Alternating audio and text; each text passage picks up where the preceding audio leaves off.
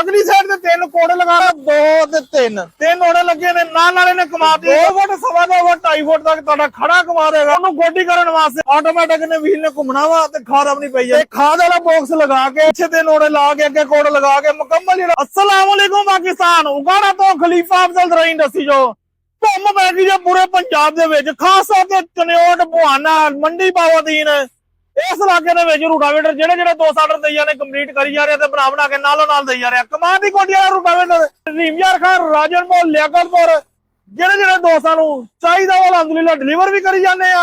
ਕਿਹੜਾ ਮਟੀਰੀਅਲ ਲੱਗਾ ਹੈ ਜੇ ਉਗਾੜਾ ਤੋਂ ਮਿਲੇਗਾ ਖਲੀਫਾ ਅਫਜ਼ਲ ਰही दसी ਤੋਂ।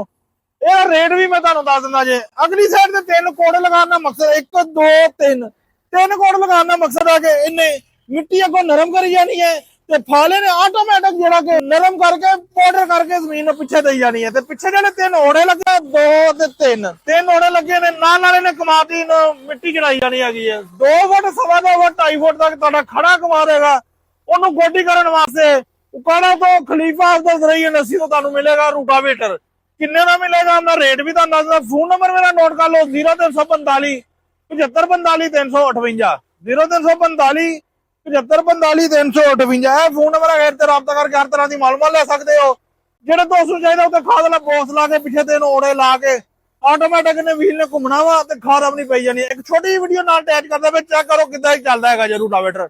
ਇਹ रूटावेटर ਕਮਾਲ ਦੀ ਗੋਡੀ ਵਾਲਾ बेहतरीन वर्किंग करता है। 1 लाख की जो जाना हुआ होर दोस्त देख के आर्डर दे जा रहे हैं ते बना के डिलीवर करी जा रहे हैं। ते खाद वाला बॉक्स लगा के पिछे 3 ਔੜੇ ला के अगे कोड लगा के मुकम्मल जो 5,10,000 का मिलेगा।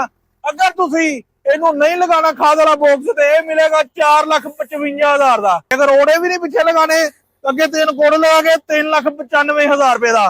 ਔੜੇ लगाने का मकसद है कि नाल मिट्टी चढ़ती जाएगी। यह जो अपने 2 काबले लगे हुए ने ते उधर भी लगे ने ਇਹਨੂੰ ਖੋਲ ਕੇ ਆਪਣਾ ਫਰੇਮ ਲੈਦਾ ਹੋ ਜਾਵੇਗਾ ਬਗੈਰ ਔੜੇ ਤੋਂ ਵੀ ਇਹ ਚੱਲੇਗਾ ਜੀ। ਜਿਹੜੇ ਦੋਸਤ ਨੂੰ ਚਾਹੀਦਾ ਉਗਾੜਾ ਤੋਂ ਖਲੀਫਾ ਅਫਜ਼ਲ ਰही दसी ਵੀਡੀਓ ਅੱਛੀ ਲੱਗੇ ਲਾਈਕ ਸ਼ੇਅਰ ਜ਼ਰੂਰ ਕਰਨਾ। ਸਾਰੇ ਦੋਸਤਾਂ ਦੀ ਮੁਹੱਬਤ ਦਾ ਸ਼ੁਕਰੀਆ ਜਿਨ੍ਹਾਂ ਨੇ ਚੈਨਲ ਨੂੰ ਸਬਸਕ੍ਰਾਈਬ ਨਹੀਂ ਕੀਤਾ ਸਬਸਕ੍ਰਾਈਬ ਕਰ ਲੈਣ ਤਾਂ ਕਿ ਹਰ ਆਉਣ ਵਾਲੀ ਨਵੀਂ ਤੋਂ ਨਵੀਂ ਵੀਡੀਓ ਨਵੀਂ ਤੋਂ ਨਵੀਂ ਟੈਕਨੋਲੋਜੀ ਤੁਹਾਡੇ ਤੱਕ ਪਹੁੰਚ ਸਕੇ। ਜਜ਼ਾਕੱਲਾ अस्सलाम वालेकुम।